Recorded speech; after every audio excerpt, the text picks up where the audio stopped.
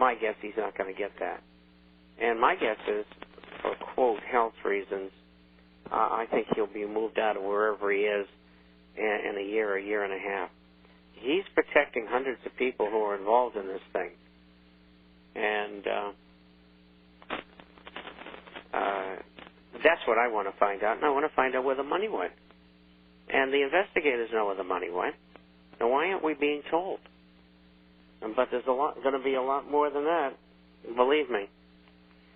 Okay, so the market had a slight rally this week, up around, about 700 points. And that's normal. Nothing goes straight down or straight up. And gold, during the course of the week, let's see, we'll go back here to, I think last Thursday, where we were at 933. And then on last Friday, we were on 939, and here we are, probably around 930 to 32 in the April month. So it was kind of a push, but that's okay. There's been a lot of pressures. There's been a lot of news. So we're doing all right. And, of course, we've told you again and again and again to go out and buy, and too many of you are trying to time the market, and you can't do it. And every single day, the premiums go up, and you're not listening. Well, you just got to pay more money. Do what we tell you to do. I don't get paid to do this. Okay. We got letters here. Let's see. Wisdom, precious metals. These are all accolades, which I'm not going to bore you with. I have a question that might result in to help many people who believe our nation is teetering on the edge of total economic collapse. So it would be useful if you would address the following matter, even devoting an entire commentary to it. How will gold and silver coins be useful for those who have them when the dollar is inevitably dead? Is bartering or dickering at the supermarket and elsewhere the way we'll have to go? And the answer to that is maybe and probably. Assuming some food items will arrive at the local Kroger. He's got a point there. There's only enough to last 3 days, and I'm sure any truck that comes in will be attacked and unloaded very quickly. If one needs to buy a used car for, say, $10,000, would he be permitted to fork over, say, 10 or 12 one-ounce coins? No. If it's $10,000 for the car, 1 coin will do, because that might be what it's worth, or maybe 2. Will it be dickering at the hardware store for a quart of varnish or 10 pounds of nails? Yes. Yes, that might be so.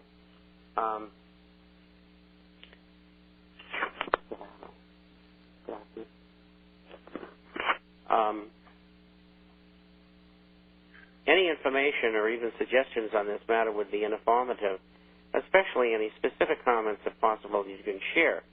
Well, there's all kinds of other things that are important besides gold and silver coins. They are dehydrated and freeze-dried foods, a water filter, lots of ammo and clips, and assault weapons. And then we got to have seeds and basic remedies, and don't forget they have shelf life. And then we have essentials such as sanitary things and toilet paper and razor blades and maybe even a chocolate bar.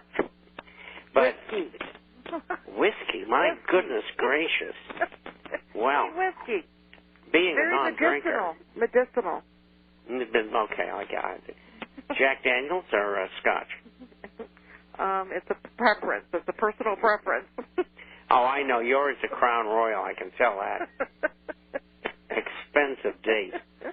But anyway, no, you have a few bottles of red wine around are not going to hurt anything. Nope. And that's good for you. Well, it's also a great bartering item, Well, not only that, you can cook with it. You can cook with it. It's bartering. It's, and you have a cut. It's a way to cleanse things. And if you don't have anything to take the pain away, for colds and flus. Get what? Use a mallet to take pain away. And then you have a Coleman stove and lamp. Mm-hmm. Those are important. And, of course, if you're out in the farm area, I had this conversation yesterday on Plains Radio.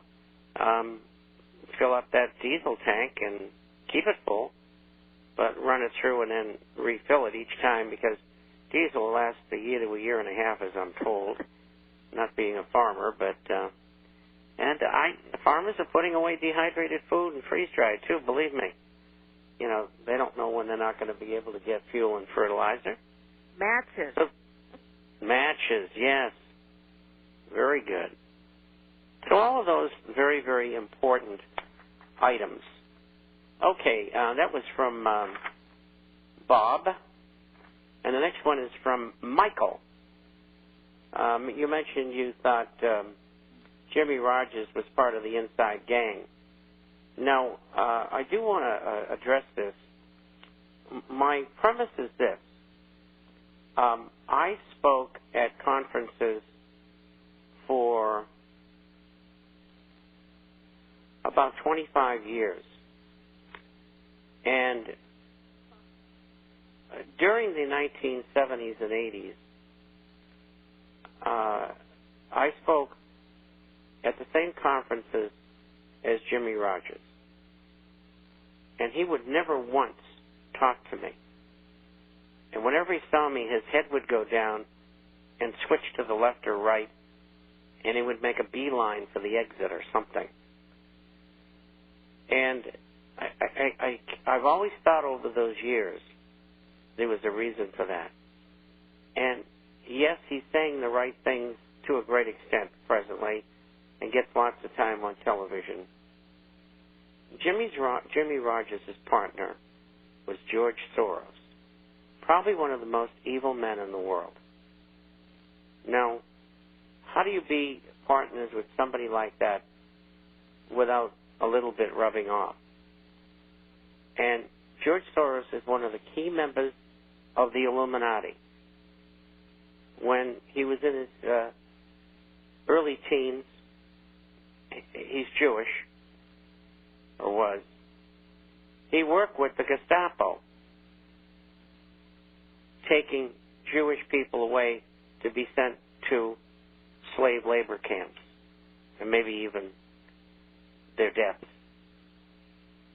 And he and the Germans that he worked with in his country would take the belongings of all these Jewish people and keep them. And that's how George Soros got started in life. Despicable. And this was Jimmy's partner. So I've always had a jaundiced eye toward the antics of Mr. Rogers. I think he's a change agent, and that means that he's there to feed you 90%, 95% truth, and 5% misinformation and propaganda. And you never know when he's going to pull it. You never know when he's going to be instructed to pull it. And he's not the only one. Rush Limbaugh does the same thing. Hannity, O'Reilly, even Glenn Beck. These are all change agents. They're there to mislead you. And that's why they get paid so much money for what they do. They're phonies. And you've seen the antics that have happened recently with Glenn Beck, and we've had the information from InfoWars in the publication on him and his background and the nasty things he had to say about people who were involved with the possible nomination of presidency for Ron Paul. He said they were a bunch of nutcakes. And now he's trying to get people to start a revolution so they can institute martial law. And he calls on the Bubbas to do that. But anyway, I listen to all these people when I do hear them, and I don't hear them all that often, and I take them with a grain of salt, and you should too. I don't have an axe to grind. I only have my own experience, and I'm not right all the time. I don't walk on water either. And I just try to do it the best I can. And that's not what these people are doing. Next question is from Jan. And